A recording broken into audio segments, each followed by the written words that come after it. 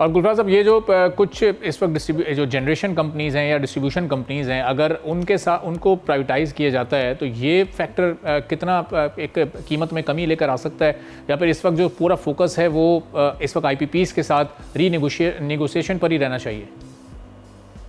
نہیں، جہاں تک تو ڈسٹریبیوشن کمپنی کا تعلق ہے، اگر ان کمپنیوں کو جو فعال کمپنیاں ہیں جو آسانی سے پرائیویٹائز ہو سکتی ہیں ان سے آغاز کرنا چاہیے۔ یہ جو 3 کمپنیاں آپ نے بتائی ہے، فیصل آباد، اسلام آباد اور گجرانوالہ، یہ تینوں کمپنیوں کو جلدی پرائیویٹائز کر دینا چاہیے تاکہ مزید ان کے اندر پرائیویٹ سیکٹر میں جاتے ہوئے اس کے اندر مزید ایفیشنسی بڑھے۔ لیکن جہاں تک تو ڈسٹریبیوشن کمپنیوں کی پرائیویٹائزیشن کا تعلق ہے، میں پچھلے 30-40 سال سے اسی بات کے اوپر، موضوع کے اوپر بات کرتا ہوں، اور اکثر یہی ہوتا ہے کہ نیا پروگرام بنتا ہے کوئی اور اس کے اوپر تھوڑی سی امید لگ جاتی ہے، لیکن پھر وہ وقت گزر جاتا ہے اور ڈسٹریبیوشن کمپنی وہ پبلک سیکٹر میں رہ جاتی ہے۔ لیکن ابھی اگر کوئی، جیسے میں نے کہا کہ منسٹر لغاری از اے سیریس پرسن، اگر کوئی یہ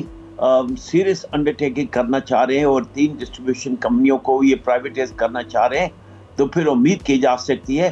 یہ ساری چیزیں امید پر ہیں، اکمپلشمنٹ ابھی نہیں ہے۔ صحیح۔ سبسکرائب کریں اور بیل دبائیں تاکہ کوئی خبر رہ نہ جائے۔